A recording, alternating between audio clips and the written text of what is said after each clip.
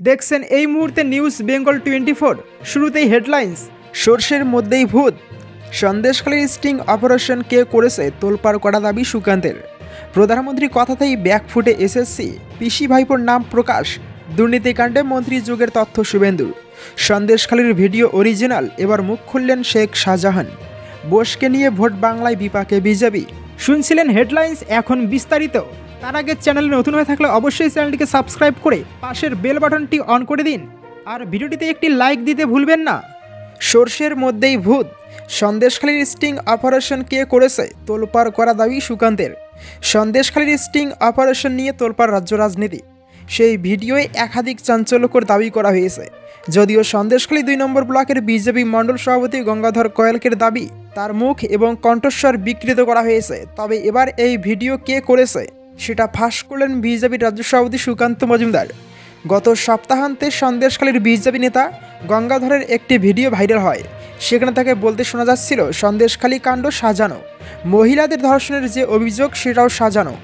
তবে এবার এই নিয়ে একটি বিস্ফোরক দাবি করলেন সুকান্ত মজুমদার। বিজেপি রাজ্য সভাপতির দাবি, তৃণমূল নেত্রী তথা পশ্চিমবঙ্গের মুখ্যমন্ত্রী মমতা বন্দ্যোপাধ্যায়ের পুলিশই এই স্টিং অপারেশন করেছে। সুকান্তের কথায় আমাদের কাছে সব খবর চলে এসেছে। একজন সাংবাদিককে সামনে বসিয়ে রেখে মমতা বন্দ্যোপাধ্যায়ের গোয়েন্দারা এই স্টিং অপারেশন চালিয়েছে। বালুরঘাটের বিদায়ী সাংসদের দাবি, এই স্টিং অপারেশন পুলিশ করিয়েছে। রাজ্য জুড়ে আলোড়ন সৃষ্টিকারী এই ভিডিও প্রথমে পুলিশের হ্যান্ডেল থেকে পোস্ট করা হয় বলে দাবি করেন সুকান্ত মজুমদার। ভিপিএন লাগিয়ে মাস্কিং করে এই ভিডিও পোস্ট করা হয় বলে মন্তব্য করেন তিনি। এই ভিডিও কে পোস্ট করেছে সেটা যাতে বোঝা না যায়, সেই জন্য এমনটা করা হয়েছে বলে দাবি সুকান্তের। বিজেপির রাজ্য সভাপতি জানান, এই ভিডিও নিয়ে তদন্ত চলছে। যে পুলিশ আধিকারিক এবং তার টিম এমনটা করেছেন কেউ ছাড় পাবে না, তাদের জেলে পাঠানো হবে বলে দাবি করেন সুকান্ত। বিজেপি নেতার এহেন দাবিতে স্বভাবতই ফের বিতর্ক শুরু হয়েছে। উল্লেখ্য, গত সপ্তাহে স্টিং অপারেশনের এই ভিডিও ভাইরাল হওয়ার পর সন্দেশখালীর বিজেপি নেতা গঙ্গাধর সিবিআই তদন্তের দাবি জানিয়েছিলেন। ভিডিও বিকৃত করার অভিযোগও এনেছিলেন তিনি। তবে এবার এক চাঞ্চল্যকর দাবি করলেন সুকান্ত মজুমদার, যে কারণে ফের শোরগোল পড়ে গিয়েছে রাজ্যে। প্রধানমন্ত্রীর কথাতেই ব্যাকফুটে এসএসসি, পিসি ভাইপোর নাম প্রকাশ। দুর্নীতিকাণ্ডে মন্ত্রী যুগের তথ্য শুভেন্দুর। সুপ্রিম কোর্টে এদিন স্কুল সার্ভিস কমিশন স্বীকার করে অযোগ্যদের চাকরি পাওয়ার কথা। প্রধানমন্ত্রী নরেন্দ্র মোদীর কথার জেরেই এমনটা হয়েছে দাবি শুভেন্দু অধিকারীর। এদিন পূর্ব বর্ধমানের পূর্বস্থলীয় নির্বাচনী জনসভা থেকে আক্রমণাত্মক মেজাজে school service commission, Trinamool Congress এবং মমতা ও অভিষেক বন্দ্যোপাধ্যায়কে নিশানা করলেন শুভেন্দু অধিকারী। শুভেন্দু বলেন, প্রধানমন্ত্রী এসে বলেছেন যোগ্য হয়েও যারা চাকরি হারিয়েছেন তাদের সব রকম সহযোগিতা করা হবে। লিগ্যাল সেল খোলার নির্দেশ দিয়েছেন। এরপরই এদিন এসএসসি সুপ্রিম কোর্টে বলল, 19,000 যোগ্য চাকরি হারারা হয়েছেন, আর ভুয়োদের দোকান খুলে চাকরি বিক্রি করা হয়েছে। স্বপন দেবনাথরা বিক্রি করেছেন। শুভেন্দু এদিন মন্ত্রী স্বপন দেবনাথ ও পূর্বস্থলী উত্তরের বিধায়ক তপন চট্টোপাধ্যায়কে একযোগে নিশানা করেন। বলেন, এখানকার মন্ত্রীর গুণের শেষ নেই। মিঠা শয়তান, দেখলে মনে হয় ভাজা মাছ উল্টে খেতে জানেন না। পান্তা মুড়ি খাওয়ার ছবি দেন, তিনি কিন্তু খুব ভালো পিঠে খান। স্বপন দেবনাথের ঘরে জাল চাকরি দুটো রয়েছে। তপন চট্টোপাধ্যায়ের মেয়ে 2014 সালে সাদা খাতা জমা দিয়ে চাকরি পেয়েছেন। মমতা ও অভিষেককে নিয়ে শুভেন্দু বলেন, আমার নাম ধরার সাহস নেই। গদ্দার বলেছেন মেদিনীপুর গিয়ে। 2 দিন আগে বলেছিলেন বিরোধীরা মানে আমাকে টার্গেট করে পিসি ভাইপো বলে, নাম বলুক দেখে নেব। পূর্বস্থলীর পবিত্র মাটিতে দাঁড়িয়ে বললাম, পিসির নাম মমতা আর ভাইপোর নাম অভিষেক বন্দ্যোপাধ্যায়। কিছু করার থাকলে করে নেন, ভয় দেখিয়ে চমকে কিছু করতে পারবেন না। কেউ আপনাকে ভয় করেন না। কৃষক তাঁতি থেকে মতুয়া সম্প্রদায়ের মন জয়ের প্রয়াস চালিয়ে শুভেন্দু অধিকারীর হাতিয়ার করেন বেকারত্ব ইস্যুকেও। বলেন, মুখ্যমন্ত্রী রাজ্যের সবচেয়ে বড় সর্বনাশ করেছেন। সিপিআইএমের সময় বেকার ছিল 1 কোটি, আপনি সেটাকে 2 কোটি করেছেন। মাফলার জেলে গিয়েছে, এবার হাওয়াই চটিও যাবে। সন্দেশখালীর যে ভিডিও নিয়ে তৃণমূল বিজেপিকে বিদেশে তার প্রসঙ্গ তুলে শুভেন্দু বলেন, ফেক ভিডিও দেখে কিছু হবে না।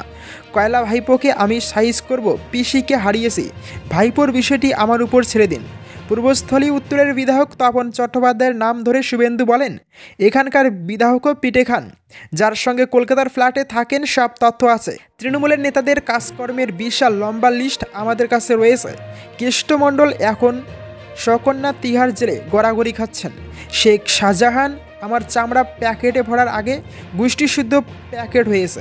সন্দেশখালীর ভিডিও অরিজিনাল, এবার মুখ খুললেন শেখ শাহজাহান। সন্দেশখালীর ভিডিও অরিজিনাল বসিরহাট আদালতে পেশ করার সময় সাংবাদিকদের সওয়ালে বিস্ফোরক শাহজাহান শেখ। সন্দেশখালী বাঘ এবার ভাইরাল ভিডিও নিয়ে মুখ খুললেন। তার বিরুদ্ধে ধর্ষণের মামলা দায়ের করা হয়েছিল। তৃণমূল কংগ্রেসের প্রকাশ করা সেই ভাইরাল ভিডিওতে নেতা দাবি করেছেন মিথ্যে ধর্ষণের মামলা দায়ের করা হয়েছিল।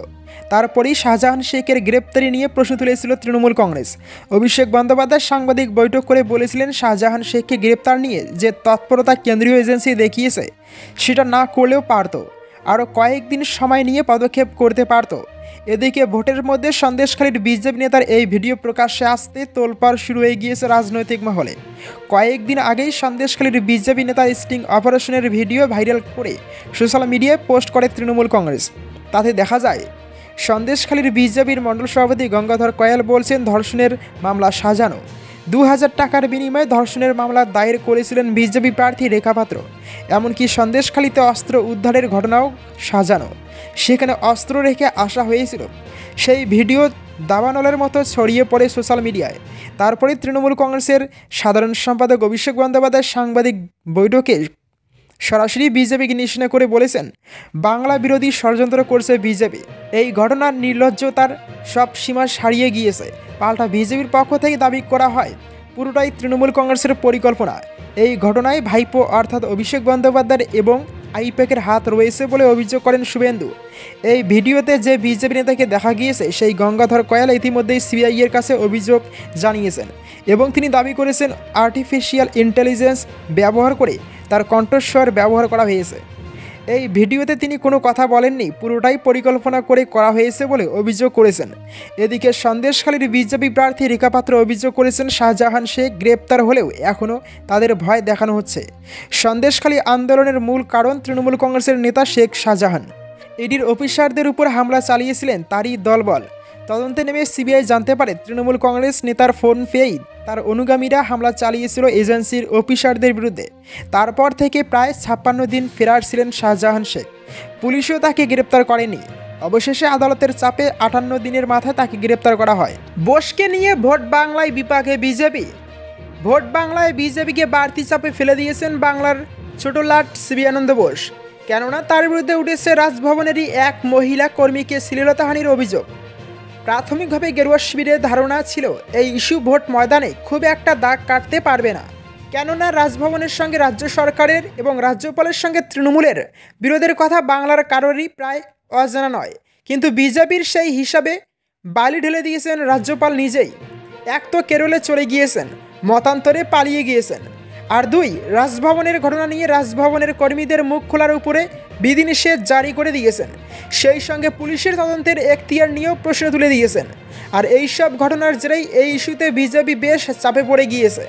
বাংলার পদ্ম শিবিরের নেতাদের ধারণা, ভোটের শহরে ভোটারদের মধ্যে তো বটেই, গ্রামীণ এলাকার ভোটারদের মধ্যেই এই ইস্যু প্রভাব ফেলবে, আর তা বিজেপির বিরুদ্ধেই যাবে। রাজভবনের এক অস্থায়ী মহিলা কর্মী গত বৃহস্পতিবার কার্যত বোমা ফাটিয়েছিলেন। তিনি দাবি করেছেন রাজ্যপাল সিবি আনন্দ বোস তার 2 বার শ্লীলতাহানি করেন। হেয়ার স্ট্রিট থানায় তিনি এই মর্মে অভিযোগও দায়ের করেন, যদিও সেই অভিযোগ খারিজ করে দিয়েছেন বোস। এই ঘটনার নেপথ্যে রাজনৈতিক যোগসাজশ রয়েছে বলেই মনে করছেন তিনি। আর তারপরই রাজভবনের তরফে বিবৃতি জারি করা হয়। রাজভবনে মন্ত্রী চন্দ্রিমা ভট্টাচার্যের প্রবেশে নিষেধাজ্ঞা জারি করা হয়।